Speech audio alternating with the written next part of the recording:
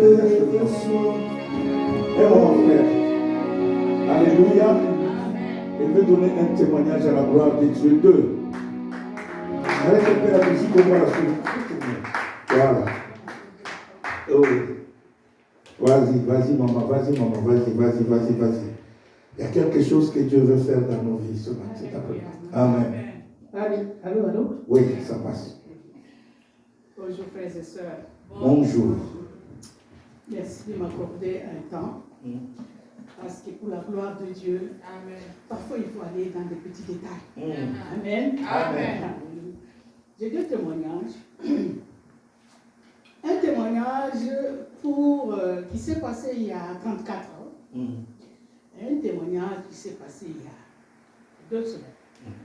Je ne sais pas lequel vous voulez que je commence avec. Mais je vais faire mon choix. Amen. Bon, mon premier témoignage, comme nous tous ici, on est immigrants. J'ai immigré au Canada. D'abord, c'est mon mari qui est arrivé. Moi, j'étais encore en Afrique. Nous avons 4 enfants, 2 garçons et 2 filles. Alors, les 2 avaient 18 et 17 ans, les aînés. Et puis les 2 autres avaient 6 et 4 ans. Donc, il y avait un grand écart. Oui, exactement. Nous étions dans la maison comme 3 couples. Moi et mon mari, et puis les 2 aînés. Et effectivement, il y avait des petits secrets entre les 3 couples, si vous voulez que j'appelle comme ça. Amen. Mon mari arrive ici, avec la communauté et tout. Je suis en train de parler de l'immigration. Les confrères lui ont donc aidé à constituer le dossier. Mais lui, mon mari, c'était un monsieur un peu spécial. Je l'aimais. Un monsieur avait un caractère vraiment... Personne qui sait ce qu'il veut, c'est ce qui va se faire, tout ça. Alors, on l'a aidé la première fois. La deuxième fois, il fallait qu'on continue. Il a écarté tout ce monde-là. Il a dit, je vais le faire moi-même. Il a présenté le dossier à l'immigration. Bon. Alors, moi, je suis encore en Afrique.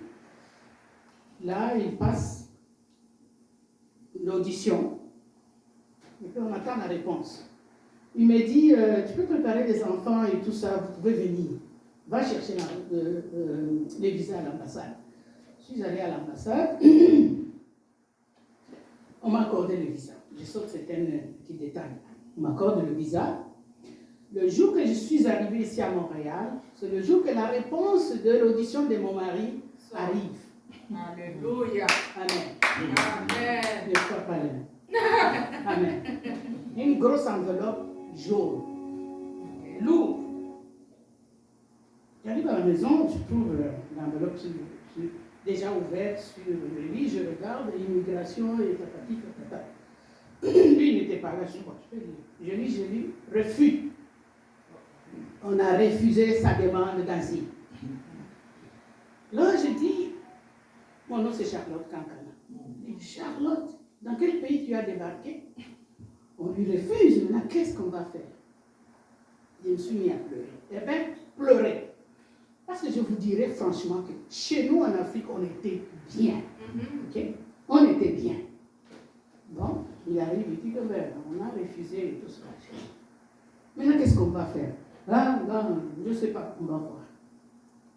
J'avais beaucoup pleuré. Bref, moi j'arrive, l'avocat qui dit, ah, comme votre épouse vient d'arriver, elle va présenter sa demande avec les enfants. On va séparer les demandes. Ok. On prépare le dossier et tout.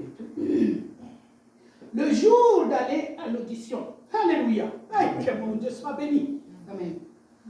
Et entre parenthèses, mon mari était un croyant, comme on était tous des croyants dans notre religion. Amen. Oui, c'est normal. Bon.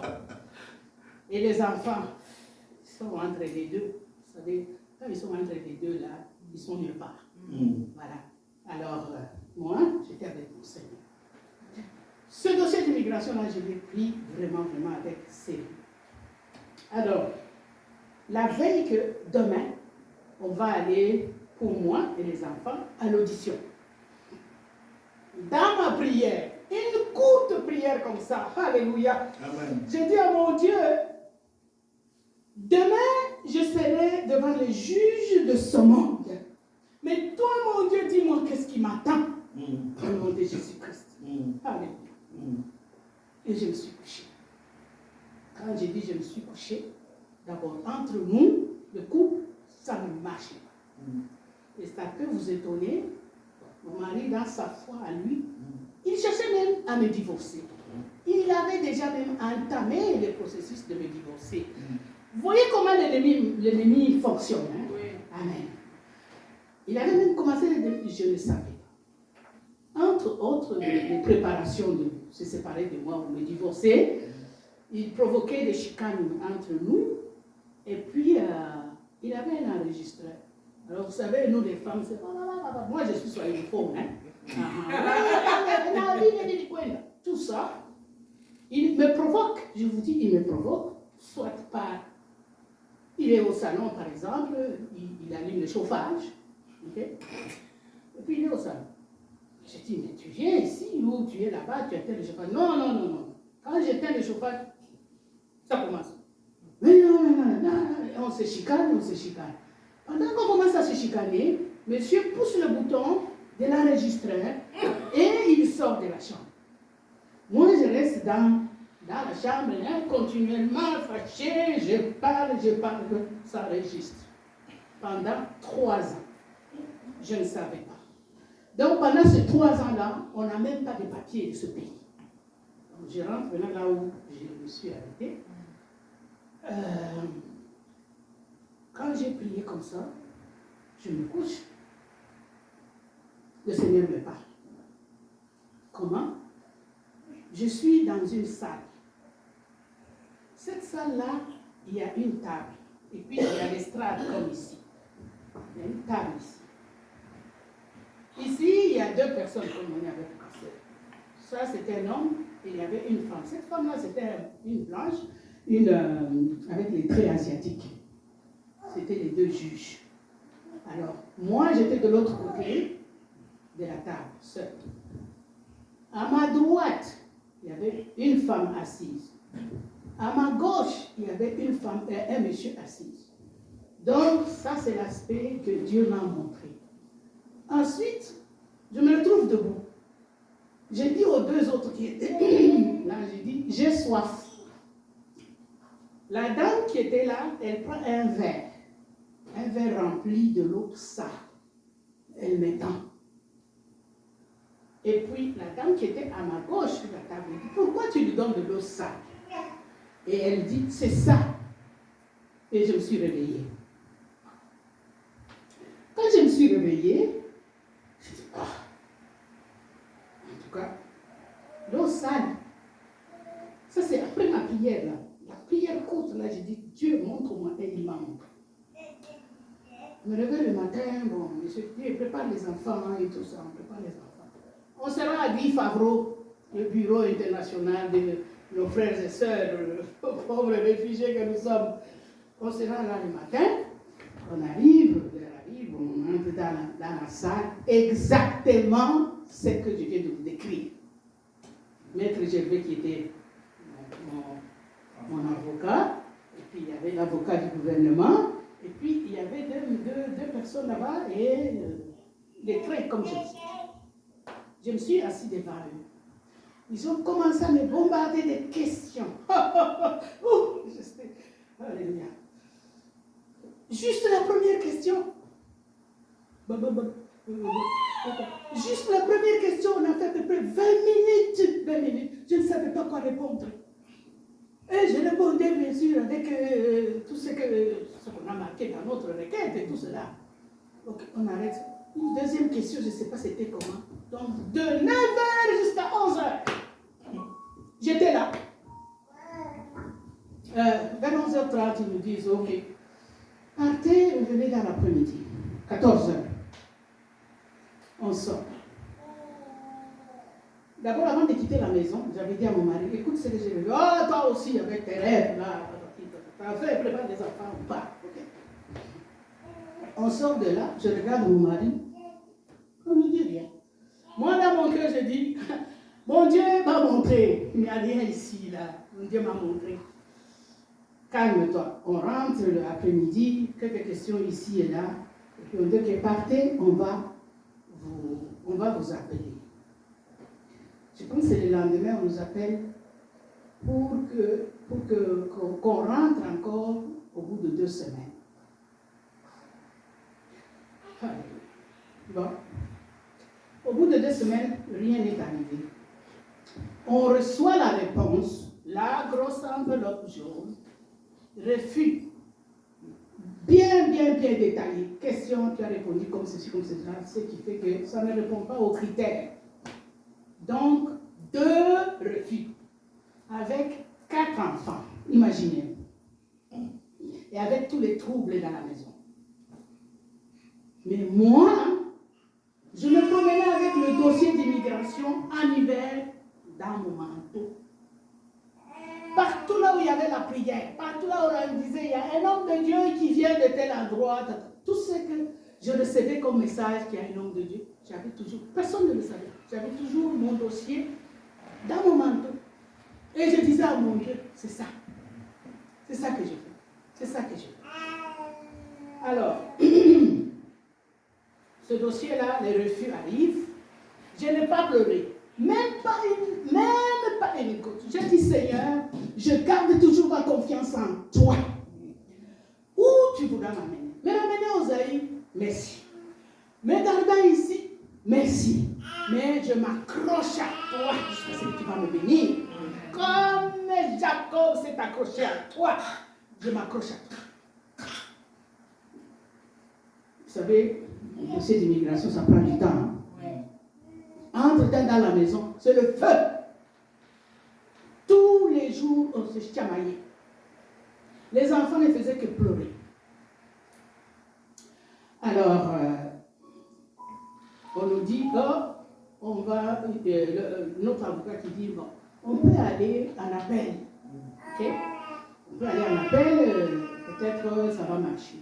Mais à ce temps, en 91, je vous dis, hein, sur 1000 dossiers en appel, on en prenait 100. Sur 1000 demandes, tous les 900. Mais il faut être parmi les 100. Hein? Alléluia. Il faut être parmi les 100 là, pour être écouté et puis être accepté. Parce que parmi les 100 là, on peut t'écouter et puis on te dit maintenant, fini, retour. On prépare le dossier avec Maître Gérard. Pendant tout ce temps-là, j'ai dit, Seigneur, ton plan est en train de se réaliser. Ton plan est en train de se réaliser. Je dormais 4 heures par nuit. Je dormais 4 heures. 3 heures du matin, là, le Seigneur me réveille.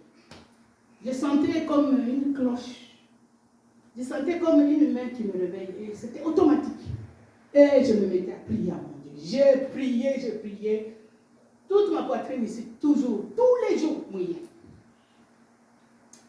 Alors, là, on introduit maintenant la demande pour la révision du dossier. Un jour, Maître Gérard me dit, Madame Kankana, on vous a accepté. Mon Dieu, on vous a accepté. On va aller en appel. Tout ça. Je dis, ok. Oui, maintenant, en tout cas, c'est ça. C'est une très bonne nouvelle, hein, parce que si on vous appelle, on ne vous accepte pas, c'est fini. Mais là, on a une occasion. J'ai dit, ok, l'occasion est là. J'ai continué toujours à prier. J'ai continué jusqu'au jour de l'audition encore, parce qu'il faut encore passer l'audition. Alors, on arrive. Je vois notre avocat toute rouge là. Ça ne va pas. Je dis, qu'est-ce qui ne va pas? Oh, il n'y a plus de juge, mais il reste seulement un juge. Alléluia! Il reste seulement un juge. J'ai dit, Maître Gérard, alors où est le problème? Non, un seul juge, c'est dangereux. Parce que s'il dit non, c'est non. Quand il y en a 2, un dit non, l'autre dit oui, ils vont donc se consulter et puis ils vont donner la réponse. Mais quand lui, il est seul, il dit non. C'est non, hein, moi, je ne peux rien faire. Alléluia. J'étais tellement remplie de la confiance en mon Dieu. J'ai dit, maître, on y va pareil.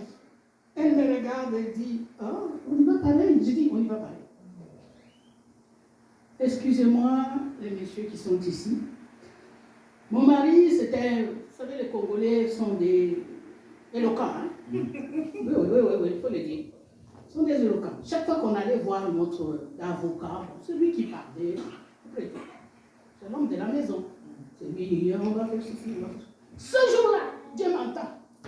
Ce jour-là, à cette heure-là, pendant que maître Gervais disait que non, c'est dangereux, mon mari, il n'a rien dit. Il n'a rien dit. Il n'a rien dit. Mon Seigneur a fermé sa bouche. Amen. Oh, majesté. Il a fermé la bouche comme il a fermé la bouche du lion, dans la fosse au lion. Oui.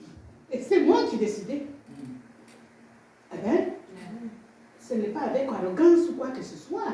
Nous sommes dans un moment critique. Un moment critique parce que, en ce moment-là, c'était la dernière des recours, la dernière des chances. Mais il y a un seul juge, imaginez. Alléluia. Mais moi, j'ai fait confiance à mon Dieu. Je dis, ce que mon Dieu va dire, c'est ce qui va se faire. Je sais, à Kinshasa, je n'ai pas de maison. Moi, je suis le choix. Même à Lubumbashi, je n'avais pas le choix parce qu'avant de venir ici, on est passé par d'autres pays. Amen. Amen. J'ai dit à Maître Gervais, on y va. Maître Gervais qui regarde mon mari. Mon mari ne dit rien. Absolument rien. Mais ok, on va y aller. Oui. On arrive dans la salle. On s'assoit. Devant la porte qui s'ouvre. Donc, de l'autre, ici. Un monsieur, le juge, entre. Moi, dans mon esprit, j'ai vu la face de mon Seigneur, Jésus-Christ. Alléluia. J'ai vu la face de mon Seigneur. Il s'assoit, et puis il me dit à moi, aux enfants, sortez. Il nous met dans une autre locale. Il reste avec mon mari. Moi, ça lui posait des questions. Quand il a fini avec, on me fait entrer. Je m'assois. Il me pose des questions. Ça a pris 15 minutes. Soyez le bienvenu au Canada. Alléluia. Alléluia. Alléluia. Alléluia. Alléluia. On est sorti. Au total, 20 minutes. Comparé à des heures. Ça, c'est notre Dieu que nous prions. Amen. Tu le pries en vérité et tu te confies en lui. Amen. Tu dis ce qu'il dira parce qu'il a un plan. Et il n'a pas dit un plan de bonheur. Amen. Qui nous donne quoi? De l'avenir et de l'espérance. Et alors, c'est ainsi que notre dossier s'est terminé. Amen. Avec cette victoire. Alléluia. La suite entre notre couple et notre famille, ça c'est à moi. Je vous ai dit que c'est yes. Amen. Amen. Alléluia. Amen. Alléluia. Excusez-moi de vous prendre le temps, mais il faut que je... Oui. Le deuxième témoignage... Merci Seigneur. Le deuxième témoignage, le premier, je pense, ce mois-ci, le premier et le deux, on a eu la réunion en ligne, la prière et tout. Il y avait la série de offrandes. Okay? Il nous a exhortés et tout. Alors, le Saint-Esprit m'a mis à cœur. Donne. Le lundi qui suivait, c'était le 6. Après la prière, je sentais vraiment le Saint-Esprit me convaincre. J'ai appelé le pasteur. Je dis, ça fait 4 jours que le Seigneur a mis sur mon cœur. Donne-moi les coordonnées. Je dois donner l'offrande. Amen. Il m'a donné. Le soir même, je fais le transfert. Ok. Maintenant, moi je suis déjà retraitée, mais je fais rien à la maison. Je suis rentrée au travail. Ouais. Dans la santé. Entre-temps, j'ai 73 ans. Okay? Je suis rentrée. Alors, vendredi avant-hier, c'était la paye. des 2 semaines, la semaine du 1er jusqu'au... c'était le 25 jusqu'au 17, je pense. Je vais sur mon compte, sur mon téléphone, je regarde. Je dis quoi? Vous connaissez, hein, nous connaissons toujours notre pays là. Hein, je dis, mais c'est comme doublé. Là, je regarde, je dis, je commence à faire des calculs mentaux. Doublé du montant net juste que j'ai offert à mon Dieu. Oh, mais je suis. Alléluia. Je dis, le montant juste que j'ai transféré à mon Dieu, il est revenu dans mon compte. Alors je me dis, bon, demain ou après-demain, c'est alors que je recevrai le bulletin, parce qu'on envoie le bulletin par après. Alors je saurai d'où est venu cet argent-là. Ah oui, exact. Bon, l'argent peut venir. S'il y a une augmentation dans nos travail, on nous avise déjà, les syndicats, non, il n'y avait pas de litige qu'on devrait nous régler, tout ça, à ma connaissance et tout ça. Alors je me dis, mais cet argent-là vient d'où? Pourquoi c'est juste? Oh, que mon Dieu soit loué, qu'il soit béni. Et je conclus en vous disant que je suis béni. Amen. Alléluia. Je suis béni. Malgré tout ce qui tourne autour de moi, les diables, les ceci et les cela, je suis béni. Amen. Amen. La parole de Dieu, je ne sais pas justement ce que ça dit.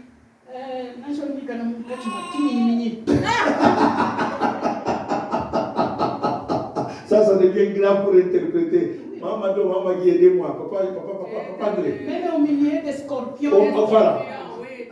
Au milieu des scorpions. Des scorpions et tout ça là. Le Seigneur est avec toi. Alléluia. Il est avec toi. Amen. Moi qui vous parle, je dis je suis béni. Amen. Sérieux. Alléluia. Mais mon Dieu me donne toujours la victoire. On acclame que Dieu soit loué. Merci beaucoup, Maman Charlotte. Merci. Waouh. On acclame le Seigneur très fort. Amen. C'est vrai, le lundi, là, on a fini la prière comme ça. Elle m'appelle. Elle me dit, papa, s'il vous plaît, le Seigneur m'a dérangé. Je vais faire mon offrande à Dieu. Donne-moi les coordonnées. Et je lui ai envoyé les coordonnées. Pendant que je travaillais, mine de rien, mon téléphone sonne, je regarde comme ça. C'est vrai. Voilà ce que Dieu est capable de faire. Que Dieu soit loué. Est-ce qu'on peut encore acclamer très fort le Seigneur?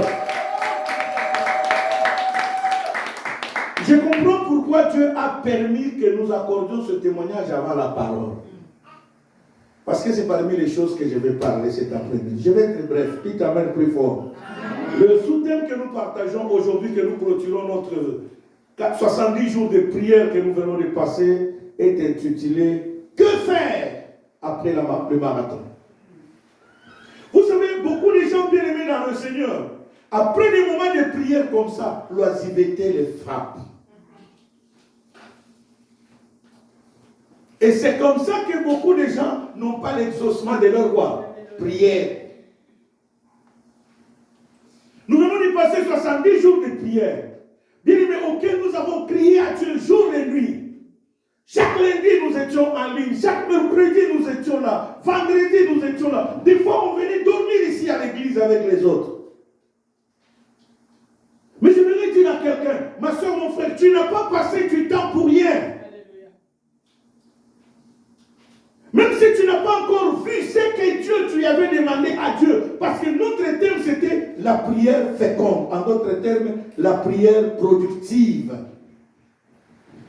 Laisse-moi te dire, dans les jours qui commencent aujourd'hui, là, tu vas commencer à vivre la productivité de ta prière. Tu dois palper la productivité de ta prière. Tu vas vivre la fécondité de ta prière. Nous allons nous mettre debout, bien aimés dans le Seigneur. Nous allons faire la lecture de la Bible. Dans Habakkuk, chapitre 2, le verset 1 à 3, Sœur Joseph peut nous lire cela. Alors, Habakkuk. On se met debout nous tous avec nos Bibles. Même si tu n'as pas de Bible, mets-toi debout. Tu vas suivre la lecture. Habakkuk. Habakkuk 2. Chapitre 2. Du premier verset au troisième. Je lis au nom du Seigneur. Amen. J'étais à mon poste et je me tenais sur la tour. Je veillais pour voir ce que l'Éternel me dirait et ce que je répliquerais après ma plainte. L'Éternel m'adressa la parole et il dit, écris la prophétie, grave-la sur des tables afin qu'on la lise couramment. Car c'est une prophétie dont le temps est déjà fixé. Elle marche vers son terme et elle ne mentira pas. Si elle tarde, attends-la, car elle s'accomplira certainement. Parole du Seigneur. Amen. Père, dans le nom de Jésus, nous te prions pour cette parole que nous voulons écouter.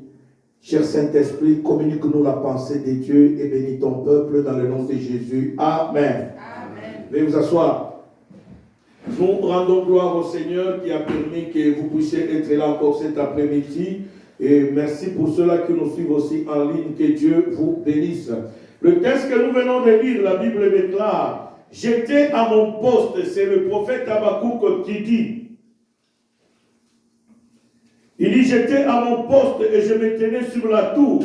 J'ai veillé pour voir ce que l'Éternel me dirait et ce que je répliquerai à ma plainte. Et l'Éternel m'adressa la parole et dit, écris la prophétie, grave-la sur les tables, afin qu'on la lise couramment. Verset 3 pour terminer. Car c'est une prophétie dont le temps est déjà fixé. Waouh!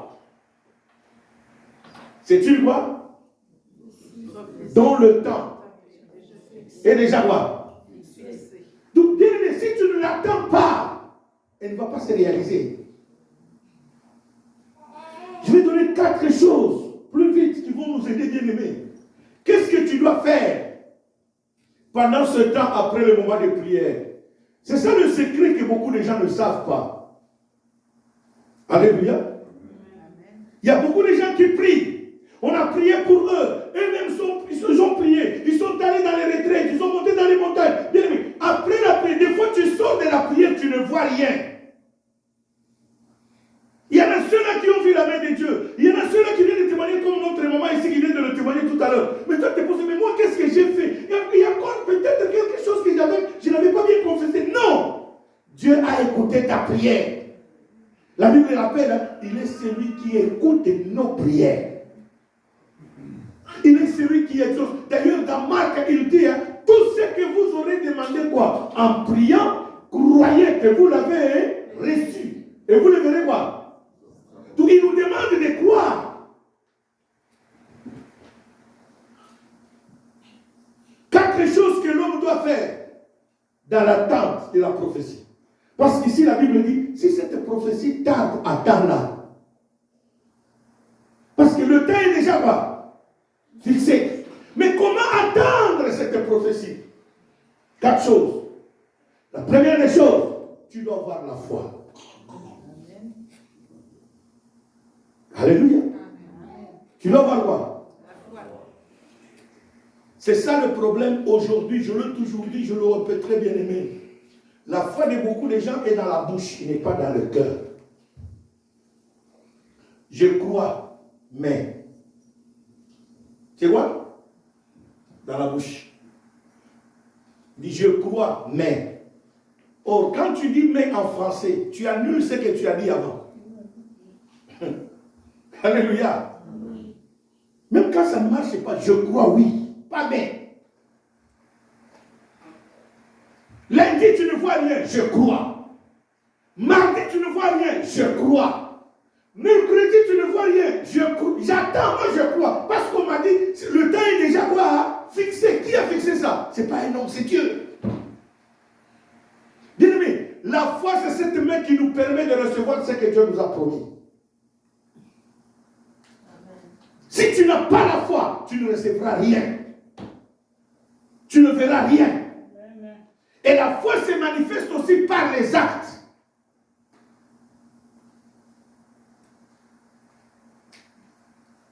Le premier acte de la foi, je l'ai toujours dit, c'est le fait de prier. de prier. Quelqu'un qui prie, c'est quelqu'un qui croit que Dieu est capable de résoudre les problèmes. Dites Amen.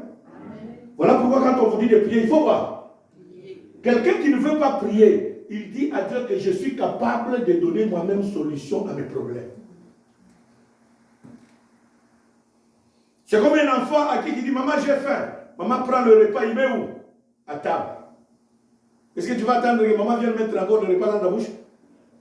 Ou bien c'est toi-même qui vas voir? Il a fait les mains et venir quoi? Monter à table pour manger.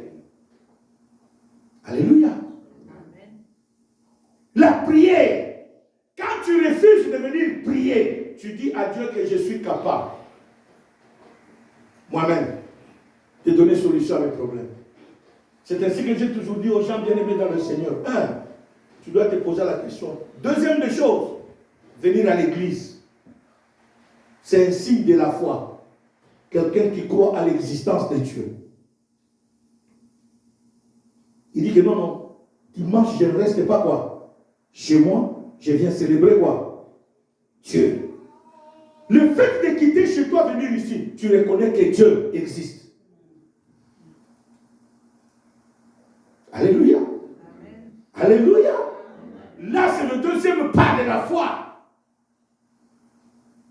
C'est ainsi que ne reste pas chez toi. Quel que soit ton état de santé, ne reste pas bien aimé. Je l'ai toujours dit, je le répéterai. Chez toi, il n'y a pas une promesse, mais ici, il y a quoi? Une promesse. Quand Salomon dédicaçait le temple à Jérusalem, la Bible dit, il a dit à Dieu, Seigneur, quel que soit le problème que ton peuple aura, là où il serait à travers le monde, s'il tourne seulement son regard vers ce temple où ton nom est invoqué 24 heures sur 24, du haut des cieux, fais quoi? Exauce. C'est comme ça que vous lirez la Bible dit, Daniel à Babylone, quand il priait, les bâtiments de ses fenêtres étaient ouverts en direction de quoi? De Jérusalem. Pourquoi? Parce qu'il y avait un temple à Jérusalem où le nom de Dieu était quoi? Invoqué.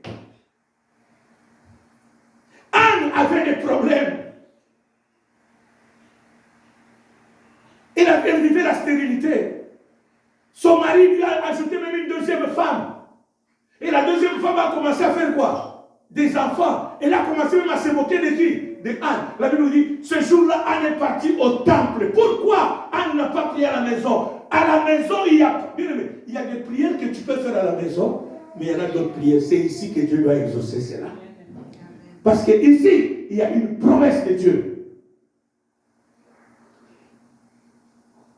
Dites Amen le plus fort. Amen. Le mal que nous avons, nous les francophones, c'est quand on te dit que Dieu a un lieu, tu dis mais ça c'est un entrepôt qu'on a loué. Oui, c'est un entrepôt qu'on a loué, mais qu'on a transformé ça en chapelle, en temple de Dieu. Dites Amen le plus fort. Amen. Et Dieu est là. Dites Amen. Je l'ai vécu ici à Montréal, j'ai toujours donné ce témoignage, je suis fier de le dire, parce que j'ai vu Dieu agir, faire cela, des miracles. Ici à Montréal, nous étions sur Saint-Laurent ici, 96-97, au 3e niveau. Une maman ici à Montréal avait son enfant. Cet enfant bien-aimé, Dieu leur a fait grâce, l'enfant, comme à l'école, il jouait au basket, il fut enrôlé à la NBA. L'enfant signait, il devait aller aux États-Unis jouer à la NBA pour un contrat de plus de... Vous savez qu'à la NBA, c'est le basket professionnel. Et le basket professionnel, le minimum de salaire, c'est à peu près 1 million. Le moins cher de salaire d'un basketteur à la NBA, c'est comme notre hockey ici international. C'est un sport professionnel. Alors, l'enfant devait aller jouer là-bas. Comme vous le savez, nous les Congolais, nous les Noirs, nous avons toujours l'habitude. Papa dans la joie, je ne sais pas, ils ont annoncé à la famille. Et la sorcellerie a suivi l'enfant au Canada. Bien aimé, à la veille de l'enfant, que l'enfant voyage à où? Aux États-Unis. À 1 semaine, l'enfant est tombé malade, paralysé. Il commence à marcher dans une chaise roulante. Ici à Montréal. Nous étions là-bas. Sa mère est venue une fois, on a organisé un séminaire. avec le prophète Jean-Claude qui venait de Londres.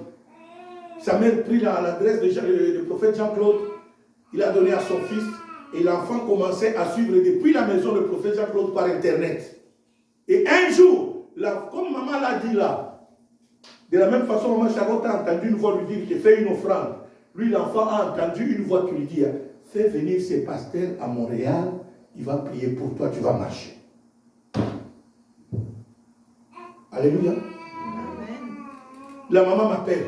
Elle est passée par une maman qui me connaît, qui avait mon téléphone. On m'appelle, je réponds. Oui, papa, voilà l'enfant, c'est que Dieu lui a montré. Est-ce que c'est possible? J'ai dit, maman, il n'y a pas de problème. J'appelle le prophète, on organise. Ils envoient le billet. Le prophète vient. Il voulait que le prophète habite chez eux. Je dis, non, il ne va pas habiter chez vous. Vous viendrez à l'église. Je suis allé les chercher, la maman avec l'enfant à l'église. Ils sont pas chez ces Canadiens en terre. J'ai acheté un matelas gonflable. Je les ai installés à l'église, là-bas. L'entrepôt que vous disiez que l'entrepôt là, il y a Dieu. Dis à ton voisin, il y a Dieu ici. Le problème, c'est parce que vous croyez que aussi longtemps que le nom de Dieu est invoqué ici, Dieu fait de ça sa maison. Quand tu as des problèmes, cours, viens ici, viens chercher Dieu ici. C'est ça les problèmes qui nous bloquent. La maman est venue avec l'enfant. On a commencé le séminaire, j'ai programmé le séminaire. Le prophète est arrivé mardi, mercredi, on a commencé le séminaire. Et on faisait le séminaire la journée de 19h à 21h. On allait à la maison, il mangeait. Et on revenait la nuit de minuit à 3h. On restait à l'église, ma femme, moi, le prophète et la maman et son enfant. On était 5 à l'église, ici. Première nuit, deuxième nuit, troisième nuit. La veille de vendredi à samedi, pendant que nous on priait, l'enfant a senti quelqu'un lui dire que mets-toi debout. Bien aimé, là j'étais la chaise blanche. Depuis ce jour-là, le garçon est à Montréal et s'il marche.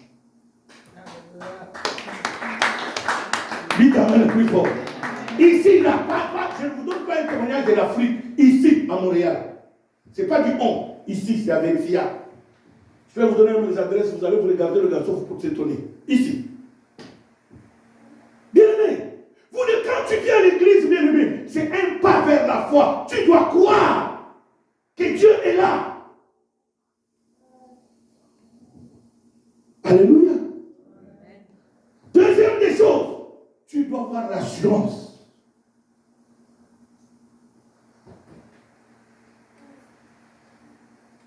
Être assuré que le Dieu que je viens chercher là, il est capable de tout. Pendant ce temps, tu dois être assuré que les prières que tu as faites, ma soeur, mon frère, que tu as prié pendant ces 70 jours, même si tu n'as pas assisté tous les jours, sois dans la joie que Dieu a déjà écouté ta prière. Bientôt, tu vas toucher le résultat de ta prière. Je suis venu assurer quelqu'un que le Dieu que nous prions, il est celui qui écoute les prières. Pas seulement il écoute, mais il exauce. Quel que soit ton problème, crois qu'avant que le jour ne passe, tu vas vivre la gloire de Dieu. Troisième des choses. Ici, la Bible dit, attends cette prophétie. D'abord, il commence par dire, car c'est une prophétie dont le temps est quoi? Il dit, écrit. Le temps de cette prophétie est déjà fixé. C'est pour dire que le temps de la délivrance, Dieu l'a déjà fixé. Le temps de ton miracle, Dieu l'a déjà fixé. Le temps de la délivrance, Dieu l'a déjà fixé.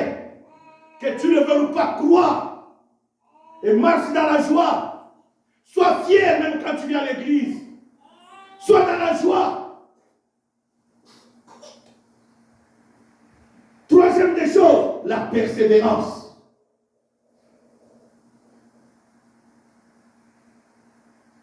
Celui qui ne persévère pas ne pourra jamais obtenir ce qu'il cherche. Dites amen. Amen. Au Canada, j'ai vécu ça depuis que je suis arrivé au Canada. Tu vas, tu déposes ton CV, tu appliques, quand tu remplis les documents, tu vas chez toi. Si toi tu n'appelles pas, eux aussi ne vont pas t'appeler. Ils t'appelleront le jour qu'ils seront en carence. Vraiment en urgence, ils n'ont pas quoi? C'est ainsi qu'ils passeront quoi. Mais si toi tu as besoin de quoi? Du travail, tu es obligé. Chaque jour, tu fais quoi? Lundi, tu appelles. Il te dit non, non, on n'a rien. Demain encore, tu fais quoi? 2 jours après encore, tu fais quoi? Il dit, ah, ce monsieur a besoin de quoi? Dites Amen. Quand ils vont voir ta persévérance, dès qu'il y a quelque chose qui rentre, tu verras que même s'il y a un travail de quelques minutes, c'est toi qu'on va appeler. Pour maintenant alors te tester, voir si tu seras capable de voir. Et tu vas travailler. Pourquoi? Parce que tu as persévéré. Bien aimé, dans la vie, il faut persévérer. Aussi longtemps que tu n'as pas reçu ce que tu as demandé, n'arrête pas la prière. N'arrête pas de venir dans l'église. N'arrête pas de lire la Bible. N'arrête pas.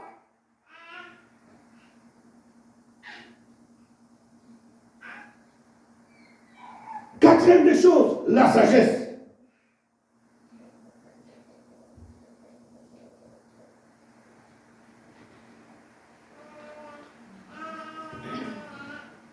Esther chapitre 5, verset 1 à 8.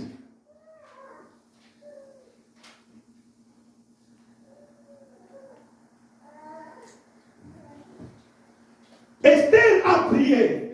La Bible dit qu'ils étaient à Suse, où ils étaient en esclavagisme. Et là-bas, qu'est-ce qui s'est passé? Il y a un monsieur du nom de Haman. Comme il était le bras droit de qui? Du roi Assyrus. Il a voulu créer une loi pour tuer tous les juifs qui étaient à Suse, en captivité. Et Mardochée était parmi les juifs choisis à travailler à la sécurité du roi. Lui travaillait au palais quoi? Royal. Et il a entendu ces bruits-là. Pas seulement il a entendu ces bruits, Mardochée aussi, étant un juif, il y avait une loi d'abord, tout le monde qui travaillait là-bas, dès que Haman venait, Haman voulait que tout le monde s'incline devant lui. Mardochée a dit pas question, tout le monde sauf moi. Et il s'est renseigné, on lui dirait, mais ce monsieur-là c'est un juif, il ne s'agenouille jamais devant tout le monde. Lui il a dit s'agenouille seulement devant qui? Devant Dieu. Et c'est comme ça que Haman va initier cette loi pour tuer tous les juifs qui étaient où? À Suse. Et Esther, sa nièce était déjà quoi? Reine au palais. Mardochée a envoyé le message à Esther. Intercède pour nous au roi. Esther dit, s'il vous plaît, il y a une loi dans ce pays. Je n'ai pas le droit d'entrer chez le roi comme ça, si le roi ne me convoque pas. Mardochée enverra le message en dira, si tu ne le fais pas, le secours des Juifs viendront d'ailleurs. Ce n'est pas la maison du roi qui va te sauver.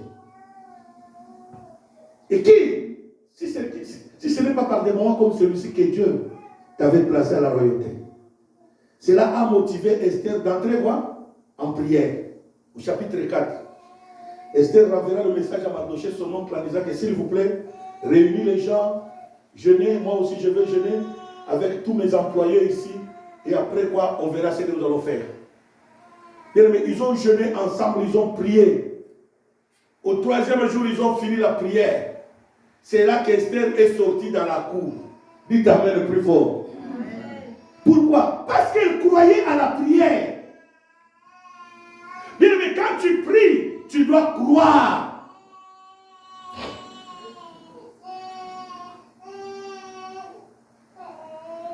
Alléluia. Amen. Tu dois croire à la prière. Si Esther était restée dans sa maison après la prière, Dieu n'aurait pas agi. D'autres prières, Dieu t'attend dehors, sort. Tu as prié pour le travail, va maintenant appliquer. Dites Amen. Amen. Tu as prié pour le travail, non? Va maintenant quoi? Va déposer les CV. Esther est sortie. C'est à la sortie d'Esther que Dieu a créé une coïncidence, un miracle. Le roi aussi faisait quoi? Sortait, ils se sont rencontrés. Écoutez la sagesse maintenant, comment la sagesse agit. La prière a fait que même la beauté d'Esther, je ne sais pas, a quintuplé, je ne sais pas comment Dieu a multiplié la beauté d'Esther. Parce que ce qui a frappé les yeux du roi n'est autre chose que la beauté de quoi? Il dit, oh, je ne t'avais jamais vu dans cette beauté-là, ma belle. Qu'est-ce qui se passe? Qu'est-ce qu'il y a? Demande-moi tout ce que je voudrais. Ouais, vous savez, il y a d'autres beautés qui font parler les gens. Dites Amen. Est-ce que c'est un revenant ou bien c'est une personne que je connais? Esther dira que non, c'est bien moi, Sa Majesté. Et le roi commence à parler. Demande-moi même la moitié de ma royauté, je vais te le donner. Dites Amen le plus fort. Amen. Mais regardez quelqu'un qui est assuré, qui a confiance à son Dieu. Comment Esther était calmement, calme, bien posée. Elle n'était pas pressée. Il dit, roi, quel me servira-t-il la moitié de la royauté si le mari pour qui je suis femme n'a jamais même pas goûté à ma cuisine? Posez-vous la question. Est-ce qu'il y avait une coloration là derrière? Est-ce que le roi lui avait dit j'ai faim? Mais comment Esther a amené le roi à ça? La sagesse. Il dit, qu'est-ce que tu veux? Il dit, s'il vous plaît, comme tu insistes, tu veux me donner la moitié de la royauté, pas dans la rue. Viens d'abord goûter à ma cuisine. Et puis ne viens pas seul. Viens avec ton conseiller spécial préféré là, Aman. Vous deux seulement à ma table. C'est tout ce que tu demandes. Il dit, c'est tout ce que je demande. La Bible dit, le lendemain, le roi appelle qui? Aman. Il dit, petit, tu as la chance, hein? Il dit, qu'est-ce qu'il dit? Mais tu es l'invité de la reine demain, toi et moi. Bien aimé, lisez la Bible. Hein? Aman est sorti, est allé faire la fête même chez lui. Il a convoqué même les amis. Vous savez quoi? Dans ce royaume, il n'y a aucune autre personne que le roi aime si ce n'est que moi. D'ailleurs, depuis qu'il a épousé sa femme, la reine Esther, il n'a jamais mangé chez lui. La première fois qu'il ira manger chez lui, c'est moi qui va l'accompagner. Quoi? Il dit, oui, c'est moi qui irai avec le roi. Il ne savait pas que c'est là où sa mort va se décider. Il allait manger sa mort là-bas. Ils sont arrivés.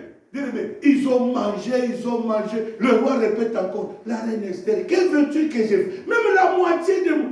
Il dit, Sa Majesté, tu as goûté seulement le poisson fumé aujourd'hui. Mais demain, ça sera les ticrites. La sauce ticrite là, des Ivoiriens là. Il ne faut pas manquer ça. Vous connaissez ça? Ah, j'ai mangé ça, non, c'est terrible ça. Tu ne peux pas aller en Côte d'Ivoire sans goûter à ça. Hein? Surtout avec le foutou aux bananes là. C'est dangereux ça. Il y a une Ivoirienne qui a ouvert ça sur Saint-Denis. À Montréal-Noir ici, on va aller goûter ça un jour. Alléluia. Le roi dit quoi? Il dit oui. Il dit demain venez encore, vous êtes mes invités. Vous allez goûter une autre partie de ma cuisine. Ils sont venus. C'est là que les choses se sont passées. Dites Amen.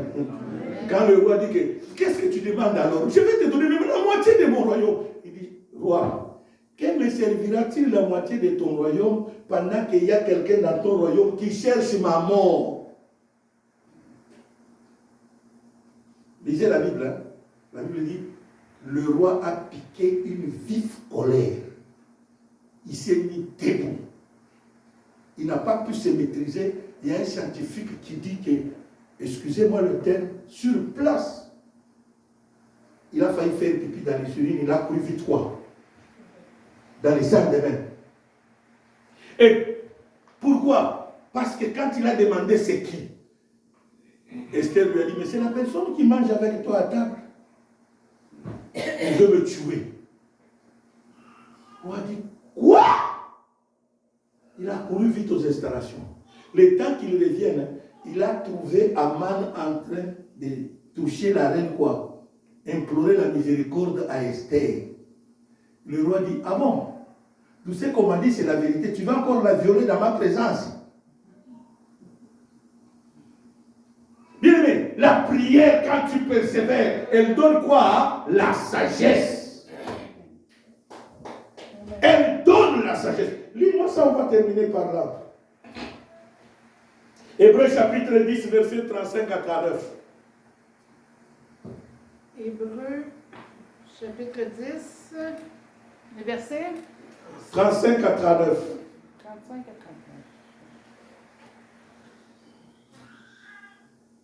Je lis au nom du Seigneur. Amen. N'abandonnez donc pas votre assurance, à laquelle est attachée une grande rémunération, car vous avez besoin de persévérance, afin qu'après avoir accompli la volonté de Dieu, vous obteniez ce qui vous est promis. Vous obteniez ce qui vous est promis. Continue. Encore un peu de temps, celui qui doit venir viendra, et il ne tardera pas. Et mon juste vivra par la foi, mais s'il se retire, mon âme ne prend pas plaisir en lui. Voilà. Nous ne sommes pas de ceux qui se retirent pour se perdre, mais de ceux qui ont la foi pour sauver leur âme. Parole du Seigneur. Il dit, n'abandonnez pas votre assurance. N'abandonne pas ton assurance, mon frère, ma soeur.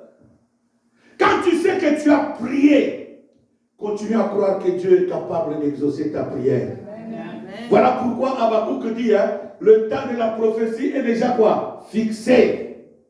Si elle tarde, attends cette prophétie. Si elle tarde, attends-la. En janvier, attends. Février arrive, attends, persévère. Mars arrive, attends, persévère. Avril arrive, persévère. Ne lâche pas, bien-aimé. Aussi longtemps que tu n'as pas vu ce que tu as demandé à Dieu, n'arrête pas la prière. N'arrête pas la prière, maman. N'arrête pas la prière, ne te décourage pas. Ne te décourage pas. Continue la prière.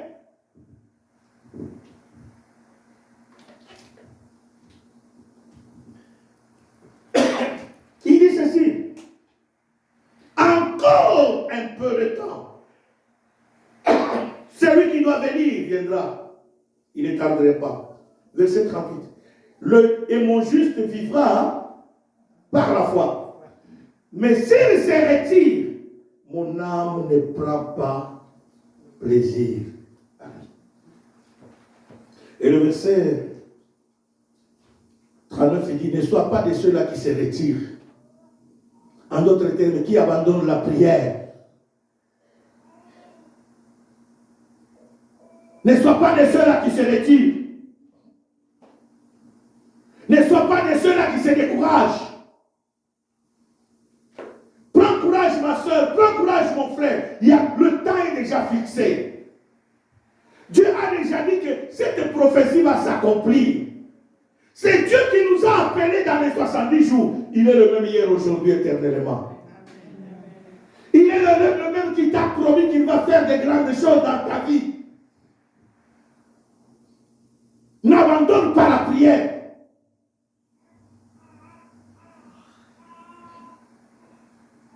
N'abandonne pas la prière. Même si tu es fatigué, connecte-toi. Alléluia. Moi-même, si je suis malade, à Kinshasa, moi je l'ai vécu. J'étais à Kinshasa, une fois je suis tombé malade. Et j'avais un ami médecin qui venait me perfuser à la maison. Quand c'est l'heure de la prière, j'enlève la perfusion. De ma vie, de toute ma vie, j'ai dormi à l'hôpital qu'une seule fois. Dites amen. Amen. Qu'une seule fois.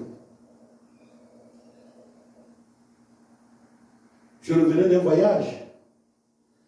Et on avait acheté des appareils de notre clinique de l'église. Et c'est moi qui avais expédié ça. Dès que je reviens du voyage, je passe à la clinique. Je vois le médecin, je dis non, où sont les appareils? Ah oui, que je vous avais envoyé. Nous, nous sommes là. On les a déjà installés. Et moi-même, je passe la fesse pour le test. C'est là qu'on me découvre que je suis malade. Je ne savais pas que j'étais moi-même quoi. Et le médecin me dit que monsieur, tu es malade. On doit t'hospitaliser. Je dis quoi? Tu dois me faire quoi? Moi, je n'ai jamais dormi sur le lit des malades. À part le lit de la maternité quand ma mère m'avait mis au monde. Je peux tomber malade, mais pas jusqu'à être quoi. Il dit, monsieur, tu n'as pas le droit de bouger. Et sur place, il appelle mes responsables et il dit, parce que je leur avais dit que dans 48 heures, je prenais mon avion, je voyageais. Je vais aller en Afrique du Sud, j'avais du travail là-bas. Il dit, non, tu ne voyages pas. On doit annuler ton voyage ou le reporter. Et sur place, il prend le téléphone, il appelle mes responsables. Non. S'il vous plaît, le pasteur Némi ne doit pas voyager, vous devez reporter sur. Pourquoi? Il dit, nous sommes avec lui à la clinique. Il est venu nous visiter, voir les machines qu'il nous avait envoyées, mais par routine, comme ça, il a voulu qu'on fasse les tests, on se rend compte qu'il a plus de malaria dans son corps. Alors, c'est un danger de le laisser voyager comme ça.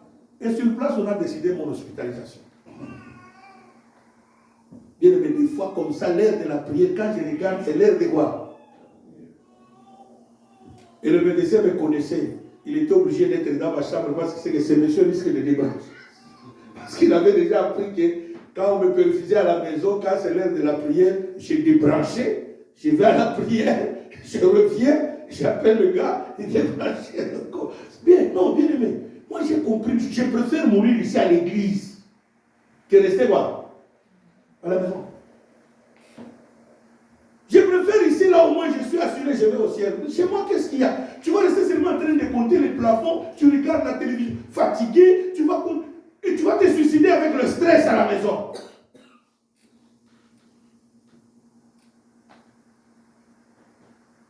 Je préfère dans la présence. David il dit, où irai-je loin de ta face? Même là, tu es là. Bien-aimé, je suis venu exhorter quelqu'un cet après-midi, ma soeur, mon frère. Ce n'est pas le temps de croiser les bras. Mais c'est le temps de te lever encore. De faire quoi? De persévérer. Ce que tu as demandé à Dieu, persévère. Le Dieu que nous prions, il est capable d'exaucer ta prière. Amen. Que Dieu bénisse sa parole.